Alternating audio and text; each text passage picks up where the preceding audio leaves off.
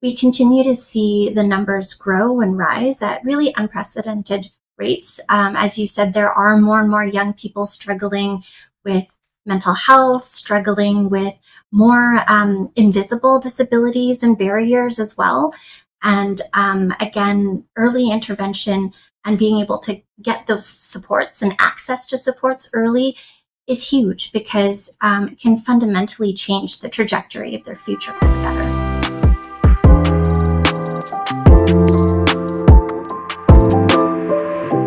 Hello, I'm John Brink, and we are podcasting on the Brink from downtown Prince George, British Columbia, Canada. Today, a very, very important guest. Her name is Andrea Tang. And telling you a little bit about Andrea, she was awarded the Associations for Healthcare Philanthropy Top 40 Under 40, Business in Vancouver 40 Under 40, the 2024 Peak Emerging Leaders of the University of Western Ontario Excellence in Leadership Award. She holds an MBA, a Master of Business Administration, a Strategic Management, International Business, an active member of the community.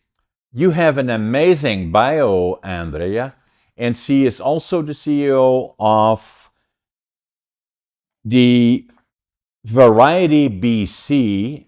Andrea, tell us all about you personally, and then your background, and how did you get to lead Variety? Well, thank you so much, John. I continue to be inspired by the incredible community that comes together for Variety.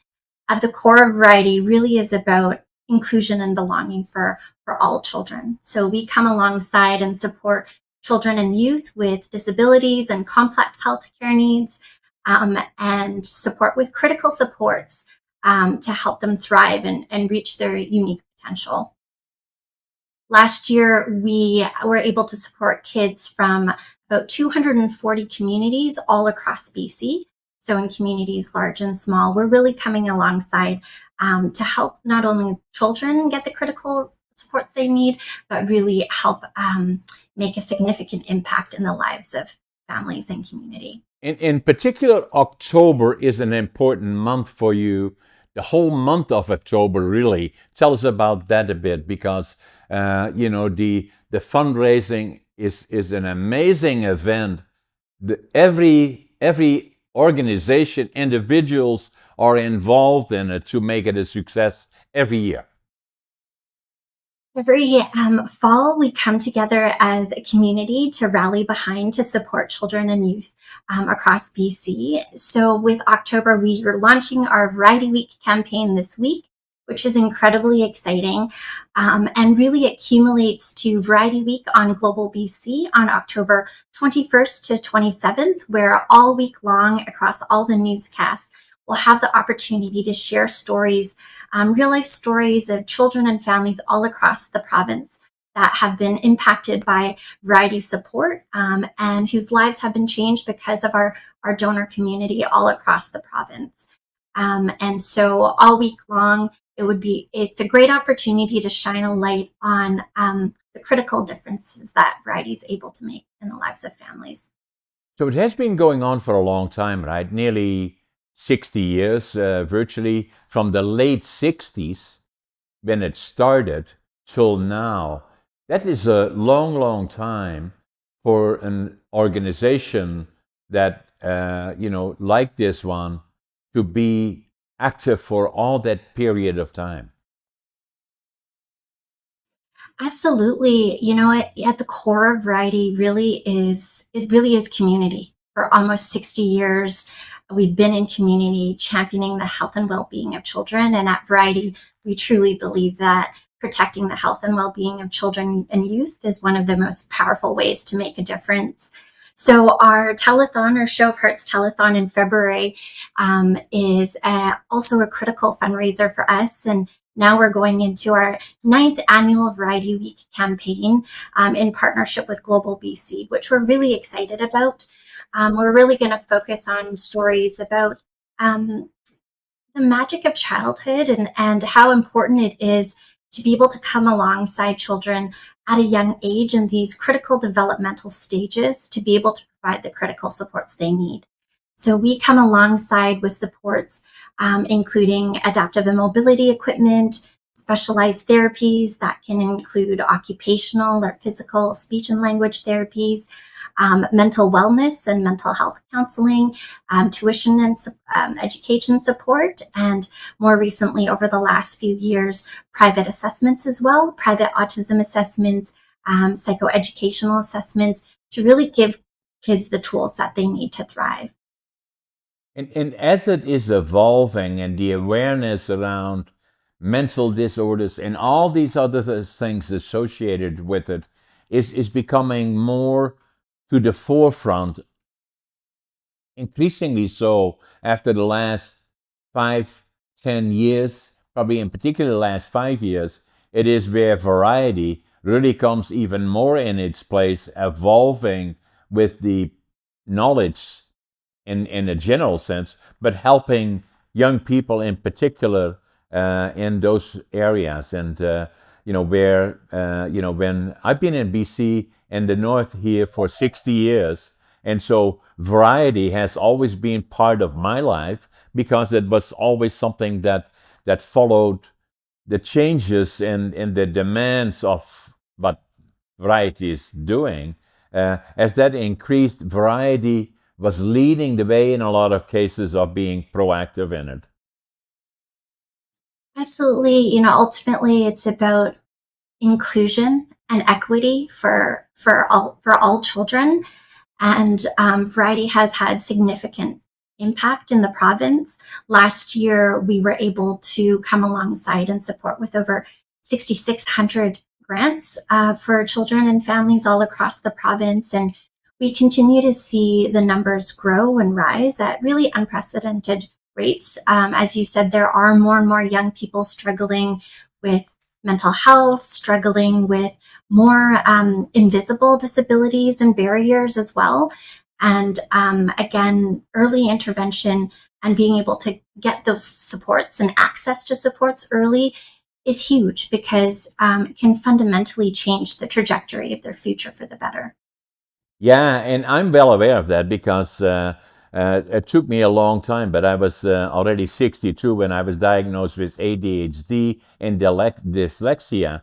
So and it created challenges for me, but even that part has become where at one point there was stigma attached to it, now less so all the time. And the other part was me. I was born during the Second World War. My birthday is November the 1st, 1940. So I'm going to be 84 in a couple of weeks from now. So that meant that I grew up during the Second World War.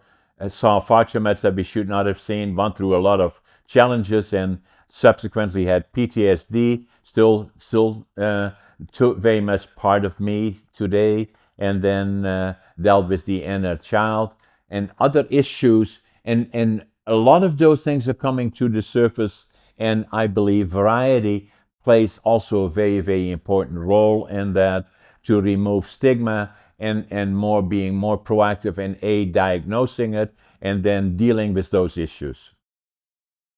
Absolutely. I actually started reading your book, ADHD Unlocked. There's one line, especially that really resonated with me in your book.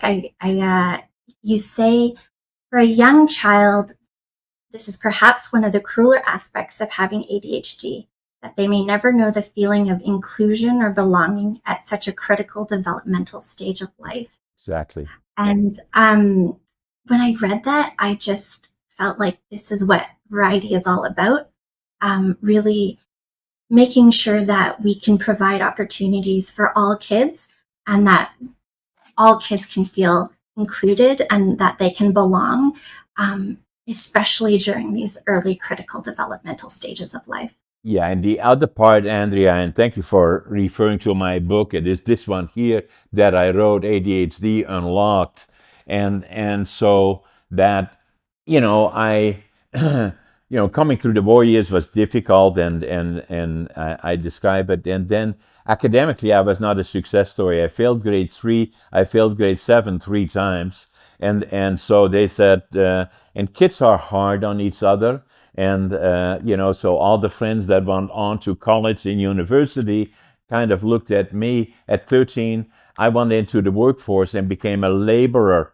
Today I'm proud of that, but then it was looked down on, and obviously I was not successful in school, and was all the names that go with it: dumb, stupid, blah blah blah blah blah, will never be successful, all those things. And fortunately, I always was positive, and so and and then we were liberated from in April the 12th, 1945, by the Canadian Army. I was born in northeastern Holland, and it made such an impression on me that I always knew from that point forward I would go to the land of my heroes.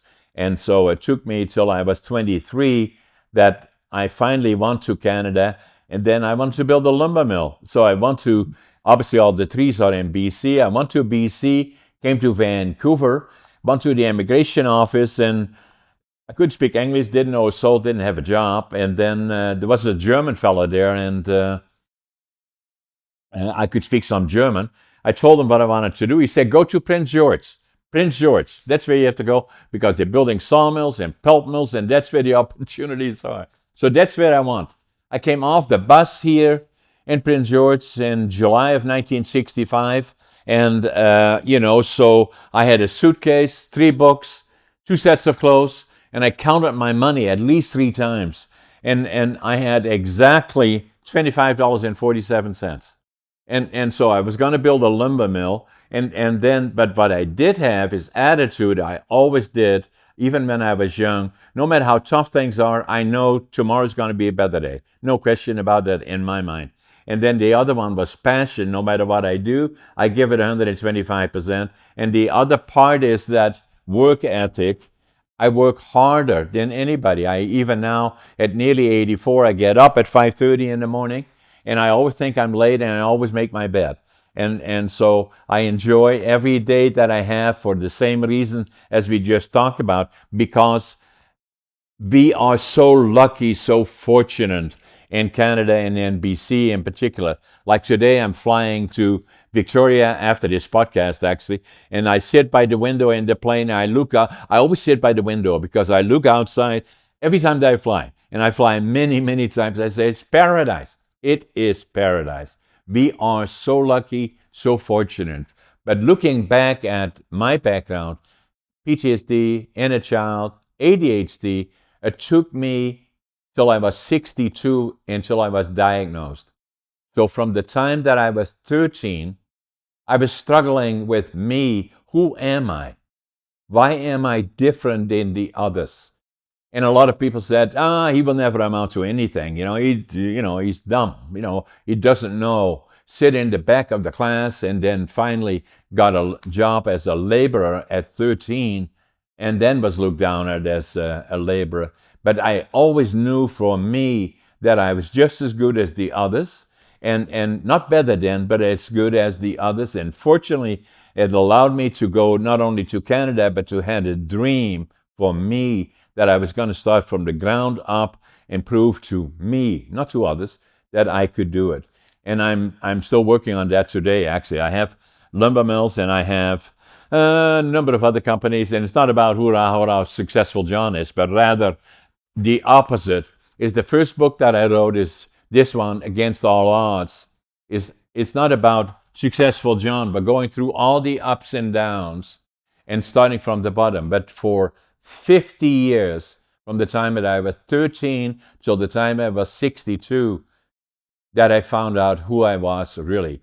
ADHD was the key. And to become knowledgeable about it, I still have, I picked up a book, and Driven to Distraction is the title of the book. I still have it here. This one, actually, and written by Dr. Halliwell. And I don't know why I picked it up. I picked it up in January 1997. And this is the book, 1997, 32 years after I was here. And it is about ADHD, Driven to Distraction, written by Dr. Halliwell, medical doctor. ADHD, dyslexia, like me, written 18 books, 5 of them on distraction. When I picked it up, I wrote in it this, like here, January 1997 in Dutch, because I was ashamed of it, because it was implied to be a mental disorder, that now I finally know who I am. And that changed my life. And so I believe it is very important to speak about it and tell people about it. And then that's why I wrote a book about it. And for all the reasons that you are involved, and variety is so important, is to become aware of it early in the young lives, and to kind of redirect it, make the communities more knowledgeable about it. ADHD, for me, in combination with dyslexia, made me a superpower. And that's what it is in my mind. ADHD is a superpower. Some things I was not good at, but other things I was very good at it.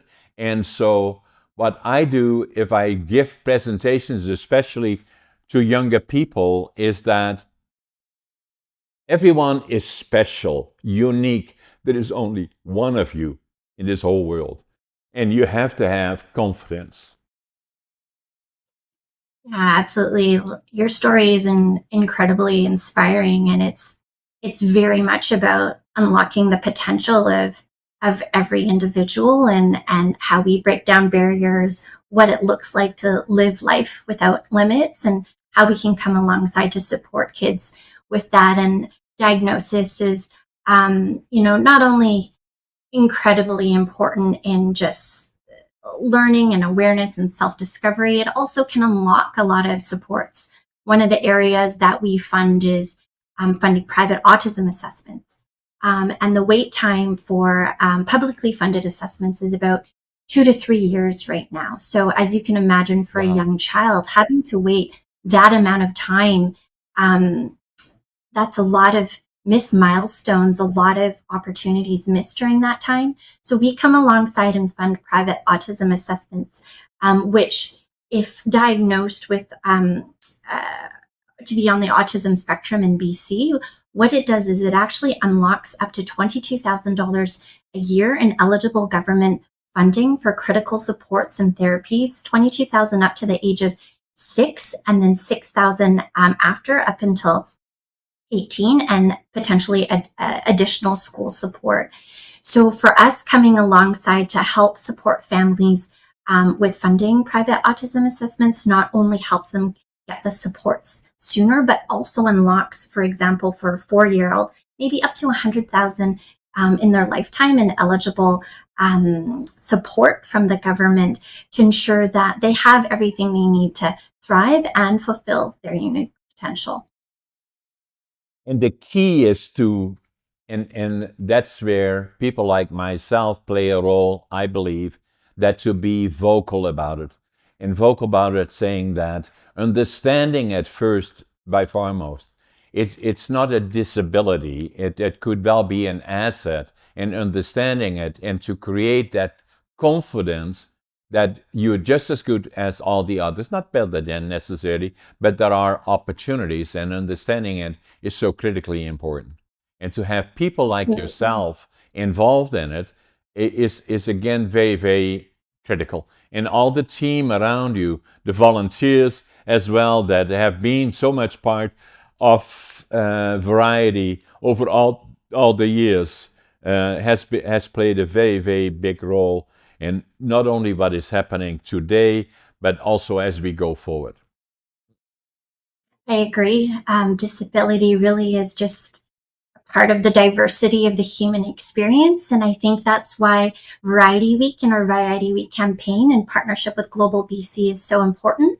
It's really an opportunity to shine a light, to tell stories of children from all different backgrounds, to talk about the impact of being able to provide critical supports to children at a really young age, and what that unlocks for them and how that transforms their families, whether it's adaptive mobility equipment or coming alongside to support with specialized therapies or mental health, education or tuition support, or assessments like we just talked about, how critically important it is and the difference that it makes to transform lives. And for us at Variety, we're just incredibly grateful for the opportunity to be able to tell these stories of families and also to our community. We rely on donations and our donor dollars to be able to say yes to more kids.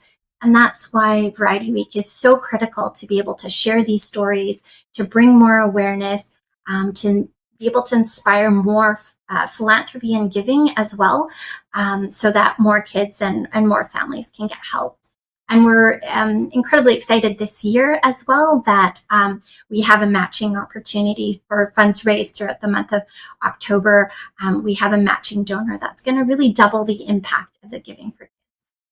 Yeah, the other part that that I should recognize and that has been so important is the media that played a very, very important role. Global has done a fantastic job of being part of this, because to bring it to the media, a lot of people are glued to the television when the fundraisers are going on and all the things are happening, and all the guests that you have presenting during that period. It could not be done unless you had an effective media being a partner, and Global has been doing a fantastic job.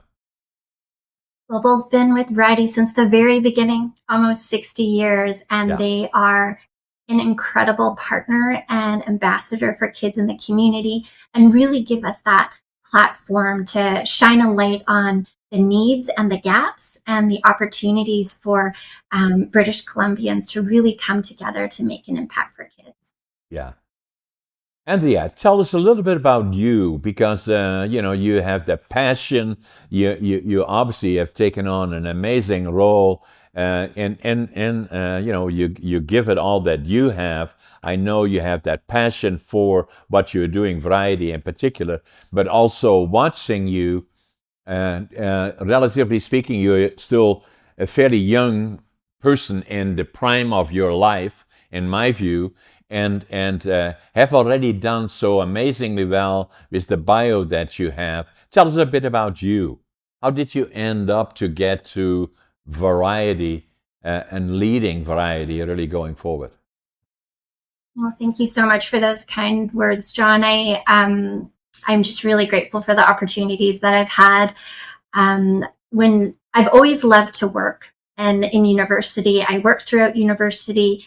And in my last year of university, had the opportunity to pilot a new program at the school to bring first year students to volunteer at an orphanage in a community in the Dominican Republic. Okay. That was in my last year of university, and the extreme poverty I witnessed there was profound for me. I ended up moving back after university and working in Haitian communities in the Dominican Republic. And that kind of catapulted for me a career in global development, working with global health, working with a lot of different charities, very much with a focus on child health, children and child and maternal health, really. I've had the opportunity to work and live in Kenya and Malawi and Dominican, Haiti, a number of countries, really working alongside just incredibly passionate and hardworking people wanting to make a difference in the lives of others and wanting to make our world a better place. I truly believe that there's no greater calling than to, for me at least, to champion the health and well-being of children. So I had the opportunity to spend quite a bit of time overseas, but I was born and raised here in BC. This is home for me as well. And when the opportunity came to join Variety, um, I Variety just such critical work for children and families that I'm very honored and privileged to be a part of such an incredible community, because it takes us all. We have an incredible team here, like you said, incredible volunteers and supporters who have supported Variety families over the decades. And I feel very fortunate to be a part of championing this work. So again, I look at you in terms of having your foundation, born in British Columbia, the most beautiful place on earth, in my opinion. So and then you got exposure to around the world and saw some of the challenges that became the foundation of your life, in my opinion, that brought you back and then made you even more committed. But Variety is a big organization. It takes leadership, unique leadership, because it means being effective communicators, having confidence that you can lead it forward and to keep the success going, but also lead forward in terms of changing demands and integrating that. And again, talking to young people around us or people in your age group, saying, what makes you successful? What made you d- to believe that you have confidence in that you could lead an organization like this, not only just lead it, but lead it to success? You have to have authentic passion for what you do, and a vision for the possibilities for the organization. It's also very much about team, surrounded by an incredible team, and dedicated team, our board, our volunteers, supporters at Variety. And success, I think you said you had hard work on that plaque or work ethic. It's really about um, loving what you do and really authentically believing in what you do, and working hard.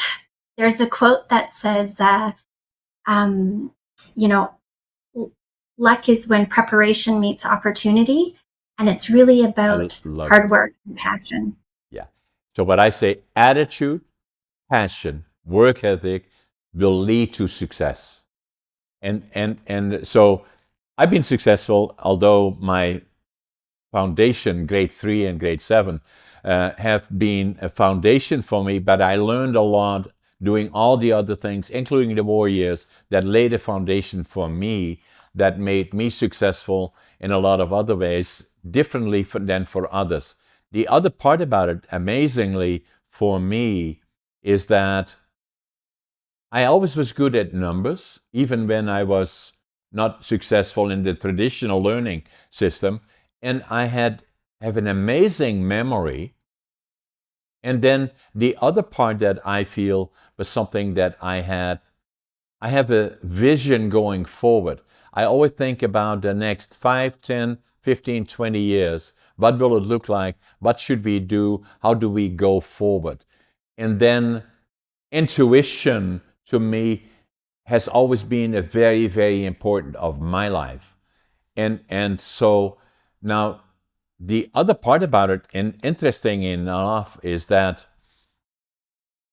you are podcast number 324, and podcast number 203 is interesting because I brought Dr. Halliwell, that wrote the book, Driven to Distraction, is probably recognized globally as an expert on ADHD, dyslexia, and all the combinations. He was on my podcast number 203. He wrote this book in 1993.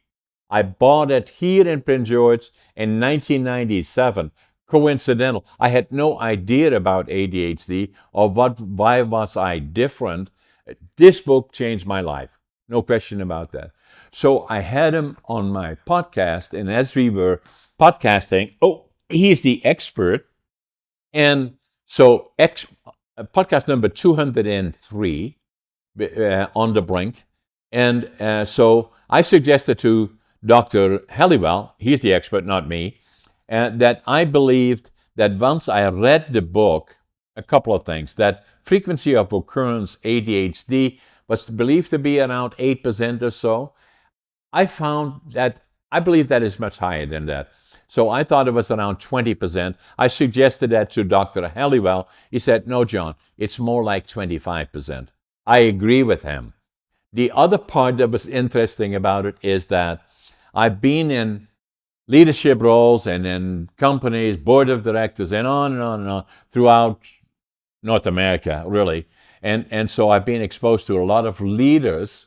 And my view still is today, that as I suggested to Dr. Halliwell, among successful entrepreneurs and businessmen, I believe that the frequency of occurrence of ADHD, I suggested to Dr. Halliwell, is likely 50%. He said, no, John, it's probably 75%.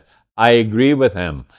And so that the conclusion that I came to is that the other part is that it can be a superpower, as it was for me.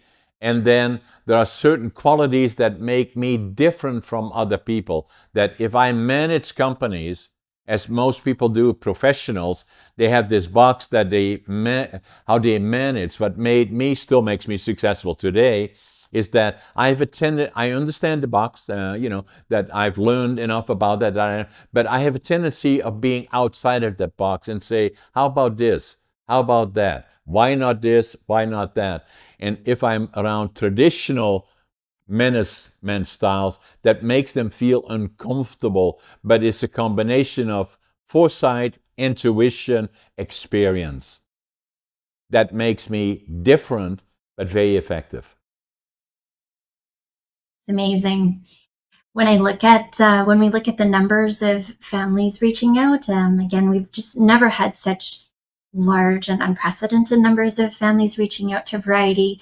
Approximately 12 to 14% of those applying for our individual child grants also list having ADHD, and that's 12 to 14% who list it in their applications. That doesn't even count all of those that don't.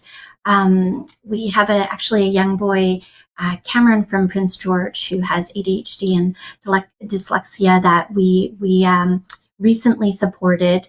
Their family reached out, seeing if Variety can come alongside to support with private autism assessment as well, just to help Cameron develop, grow, and look at opportunities to just unlock more support for him as he navigates these critical early years and being in school and challenges with mental health and communications and also connecting with peers.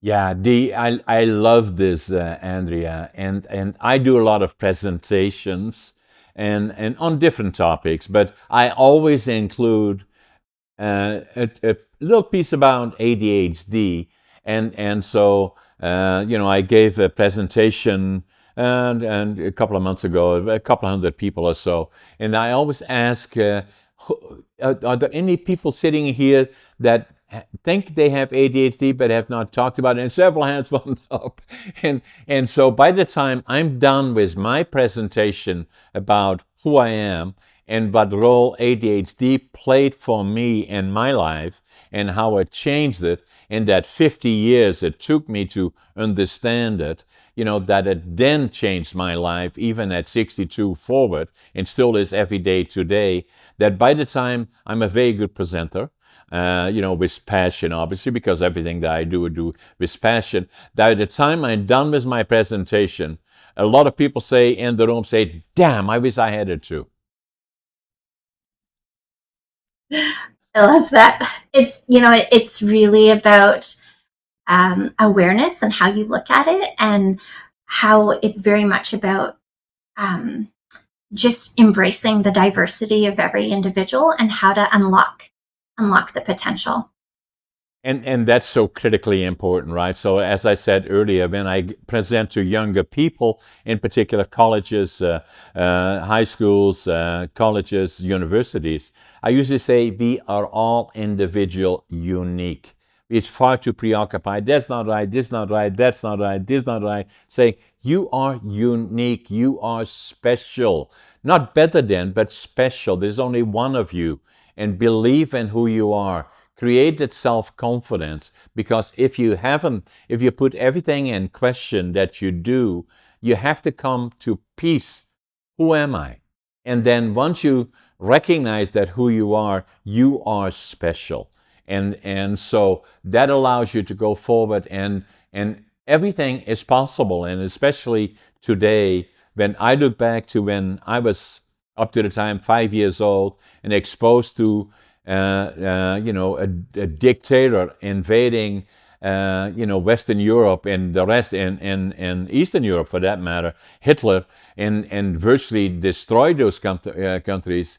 The damage they created. I remember my parents, they were married in 1938, and they were in love, and my dad had a job in a lumber company and a career. They rented a house, and very quickly they had a boy and then a girl. They were in paradise. They were happy. And then all of a sudden, April 1940, something happened. Hitler decided to invade.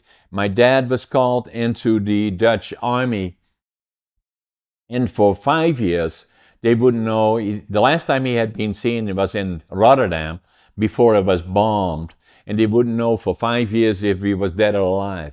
So my mom was on her own, pregnant with me then, and a boy and a girl. And so that's how they went through the war. And the first thing that I remember as a child is all the Allied bombers overhead bombing. And again, I'm in northeastern Holland, within 10 minutes of the German border, close to the North Sea. They were bombing the infrastructure that built weapons for the war. And at night, hundreds of bombers in the air. The sound, even today, I still remember.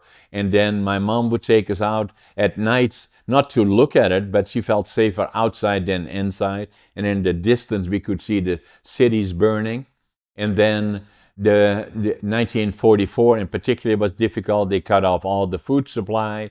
And we as little kids, my brother, my sister, and myself would go with gunny sacks every morning into the railroad yards, pick up anything edible and burnable.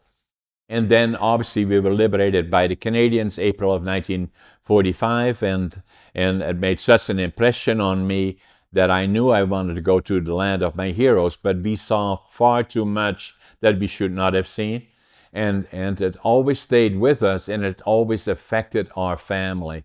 And a lot of people don't realize that, respectfully, that if the war is over, everything go back to normal. It simply doesn't. It may take generations even before it goes back to normal. And the fact that our family, and still affects me today, in a positive way, but PTSD is still very much with me, and I got counseling for the inner child well into my 50s, and obviously dyslexia, ADHD is something I already had before. I was born that way, I believe, but in any event, and then starting with nothing, but what it did is that to create that confidence that you are special, and I was fortunate that I had the ability to leave, start with nothing, build a dream, and then not giving up and staying the course, even still today.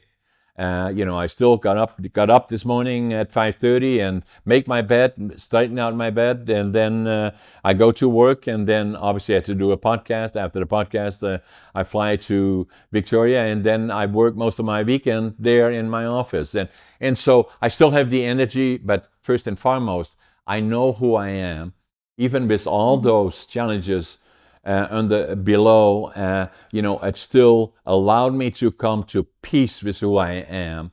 And if there is anything else that I can do, not so much success, money, all these things mean nothing other than who you are, then if I can share that, that's the most important. Absolutely. You have an incredible life story, and you've done so much to yourself to bring awareness to where there are needs and how to help people. You've built so much, and you've talked about your businesses and everything that you've built, but you're also an incredibly well respected and well known philanthropist that is really active in giving back to community, and I'm sure just all of that has just shaped your outlook and how you want to make an impact and the legacy that you want to make. May I ask what inspires your philanthropy and this desire to bring more awareness to causes that you're passionate about to make an impact in the lives of others? I believe, Andrea, more than anything, I was born to, in our family, to give back to community. I was born like that. That we always did that. We always want to be part of community. We always be proactive in the community, and I believe that that part is very, very important. And that doesn't mean with money, but even when I had very little, and I always tried to be part of the community, and I believe that part is important and very rewarding. And and a lot of people, they maybe want to be, but they don't know what to do or how to do it, but become involved. The community is so critically important to all our lives. If I look at BC and Canada, Canada is admired around the world for all the people that are Canadians, because they have given, and what I do a lot of times, especially if we're so close to Remembrance Day, is doing Remembrance Day. I've done for at least 10 or 12 years. I speak to at least 2 to 4 schools about remembering. Why the 2 minutes of silence? What really does it mean? And I believe it's so important to share that with others, because I was there. And so, and then if you look around the world, particularly now, we look at the Ukraine and Eastern Europe and the Middle East and all the other areas that you refer to, that have very little to support their families, young people in particular. We are so uniquely fortunate in being in Canada in a place like this. And so, but the other part about it is Canada has played a major role in the world as peacekeepers, as part of NATO, and then liberating most of Holland. And that's why, even now, still, even the young people in Holland remember Canada. Yeah, absolutely. Very important. Really important for sure. So, Andrea, a little bit coming back to the next week, next 2 weeks.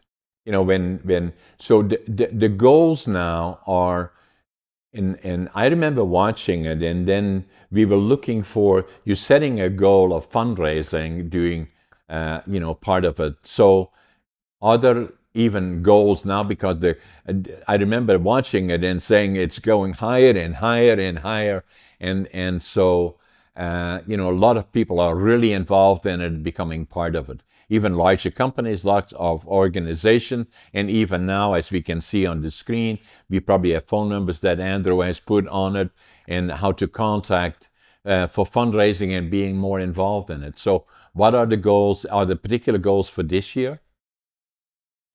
Absolutely. I mean, from our perspective, we want to be able to say yes and support as many families as possible. Right now, we have over 600 families on the waiting list, waiting to hear if Variety can provide the critical supports that their child needs. Again, whether that's adaptive and mobility equipment, specialized therapies, mental health, tuition and education support, or private assessments, all of our grants really transform lives. The average household income of a Variety family is about just over $40,000 net household income. So about over a third of families reaching out are single parents as well. So you can imagine how significant it is, this support for their families. Not only is it providing critical supports for the child, but it really has this ripple impact of making an impact in the lives of parents, their entire family and community. You're also coming alongside parents who are feeling just exhausted and overwhelmed and isolated, and being able to help relieve some of that financial stress and being able to support and provide their kids the medical support that they need. So Variety Week is we're running a campaign throughout the month of October. It does accumulate on Variety Week on Global BC, October 21st to 27th. Tune in on all newscasts throughout that week to hear real stories of families that have been impacted all across BC.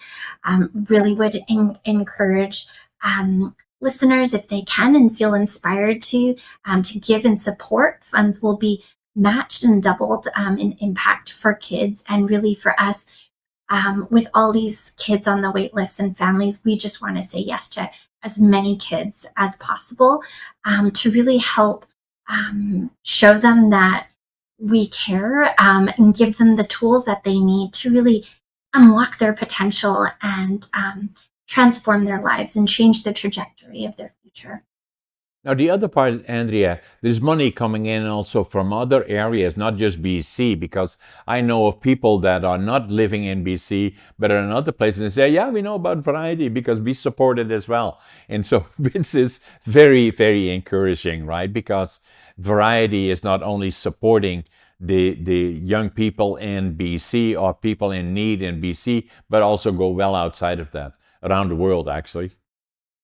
Yes, absolutely. All around the world, we have varieties that are really stepping in where there's gaps in healthcare to support and to champion children with disabilities and more complex medical needs. Now, the other part, I want to talk a little bit more about you and saying that you've been so successful, you have done so many things, you're still in the prime of your life. What else you want to accomplish as you go forward? I want to continue to make an impact, to inspire people to do good, to inspire people to rally behind causes that really motivate them and that they're passionate about. I think it's also about building into this next generation of trailblazers and philanthropists. For me, I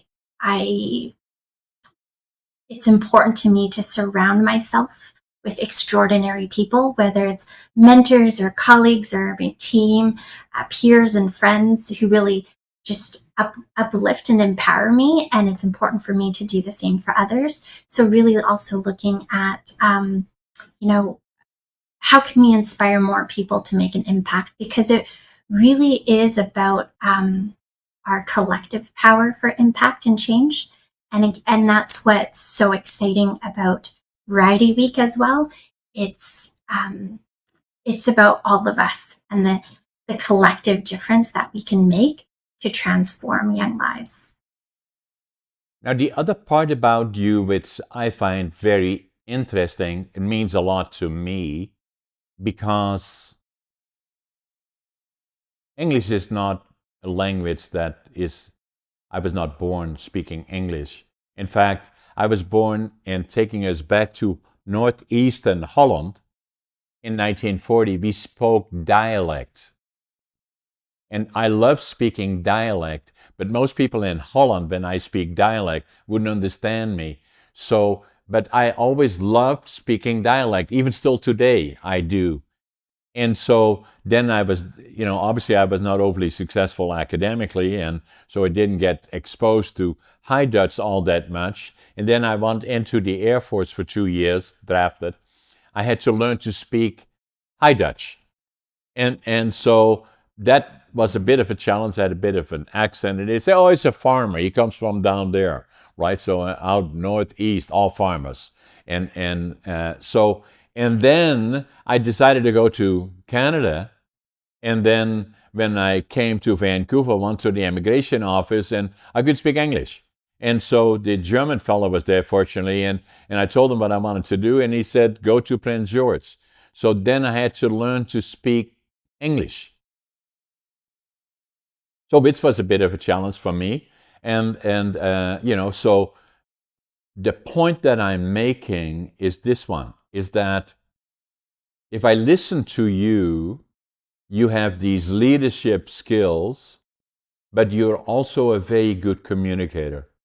And that if you want to be, if you, meaning not you, but in a general sense, for all those people watching us, if you want to have aspirations to leadership, build the foundation, whatever that may be. For me, it was attitude, passion, work ethic, what will follow is success.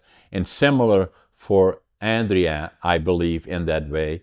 Then you have to become a good leader, but critical to that is becoming a good communicator, being effective and articulate in the issues that you want to bring forward. Because you again, speaking in a general sense, cannot become a good leader unless you become a good communicator. And that has become critical in my case. I believe it is in yours. So what gave you the confidence to become a very good communicator? Because it's critical to your role, but it's not unique to your organization or variety or an organization like that, but in any role. What is the key, in your opinion, to becoming a good communicator? Preparation. I think knowing what you want to say, and making sure you take the time to really kind of reflect on that. What voice do you want to have in the world? What voice do you want to amplify? And at the base of that really is authentic passion about what you're doing and what you're saying. And I would say a growth mindset. That's something. Communication is essential, and it's something that you need. It's also a learning process. It's also something you learn and you process, practice, and you develop. And I do very much think it stems from authentic passion and preparation, and knowing, getting clear on what do you want to say, and listening. Communication is not just about how you speak and how you articulate and the voice you want to have, but it's also very much about listening and connecting and understanding the people that you're communicating with. And ultimately, when you're in philanthropy, it's about storytelling and telling stories that matter.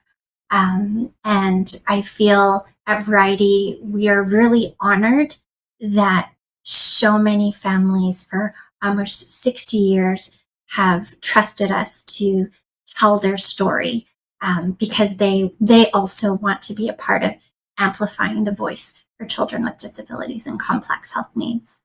I love this, Andrea, because for me, I was not a good communicator. I had no self-confidence. And so up to probably the time that I already was 50 years old, I was successful in business, but I could not effectively communicate. I did in my group and the 2 or 3 people that worked with me, but not beyond that. And so, and then somebody invited me to Toastmasters. And Toastmasters is, I said, what is that all about? He said, oh, it's about developing communication skills. And I said, is anybody going to ask me questions? He said, no, just sit there, watch it. Halfway through the meeting, somebody said, hey, John, tell us all about you. I said, oh my God, I'll never go back here. So Toastmasters, if somebody Googles it, it's all around the world. It's probably, as we speak, 450,000 people are doing it. The clubs all in the different communities. And, so it is about, I went to the highest level in Toastmasters is a distinguished Toastmaster. And, probably 10 million people around the world have participated in it to improve communication skills. And as you said, developing communication skills is not about speaking as a number one point. It's becoming a good listener, for one. The second one likely is being able to speak on your feet or think on your feet and articulating a response or a point that you want to make. And then the third one likely is become a good presenter. The combination of all of those is available, but it also creates self-confidence because you are usually then within a group of people that are all have the same objectives of becoming better communicators. And so it is a friendly environment where you can improve your skills. The other part that I'm doing, my fifth book that I'm doing, is on communication skills. So it's very close to my heart, very important to me, and again, it changed my life. In combination of the book Driven to Distraction, Discovering ADHD, Dyslexia, the other part that changed my life was Toastmasters and becoming an effective communicator. And then the next one is writing books. The other one is media, amazing podcasting. And a lot of people say to me, hey, at nearly 84, how do you do all this stuff? I say ADHD, that's how I do it. And and then again, the foundation is attitude, passion, work ethic, and what will follow is success. And then the other part that I say, and that's why I shared part of my background, if I can do it, anybody can do it, hypothetically speaking. But what I'm saying is that all the tools are available to success, whatever that may mean. And whatever that may mean, it does not mean that you have to become a multimillionaire and an entrepreneur that has all kinds of. No, that's not success. Success is looking back and saying, I like what I'm doing. And I enjoy going to work or whatever it may be what you want to do. But enjoy it because that's the critical part to health, fitness, longevity, and living like I like what I'm doing. I'm very fortunate living in Canada, in particular in British Columbia. We are lucky and very, very fortunate. We absolutely are. My parents came to Canada from Hong Kong. My mom was 19 when she came to Canada, and she was 20 when she had my sister, and just kind of navigating the systems here. My older sister, Grace, has Down syndrome, and she's an inspiration to me, and she's fundamentally changed my life for the better. And she's also a big motivator and reason of why I'm here at Variety, because I will forever be grateful for the supports that she received and the community supports that she received. And, now as a parent of a young child as well, I want to make sure that as many families needing supports, particularly in this time where families are really struggling, that we can come alongside and support as many children as we can. And that's looking back and where you're thankful for who you are. Andrea, it was an absolute pleasure and to get to know more about Variety BC, your role there in the future of Variety BC, and we are very, very excited about that for people to watch, in particular, starting on the 21st to the 22nd of October, to become part of it, watch it, do as much as you can about it. And then, Andrea, you are an amazing leader and an inspiration to many of the people that you're helpful for. And for all the people watching us that like our conversation with Andrea around the world, subscribe to us, share it with others, make comments on it and like it. And Andrea, again, have success. We'll at some point have to meet in person because I get to go for lunch and I'm going to stay in touch with you. Andrea, Love that. it was a privilege and a pleasure. Success, and success in particular to Variety BC. Thank you so much for having me, John. I really appreciate our time together. Thank you. Thank you very much. Take care.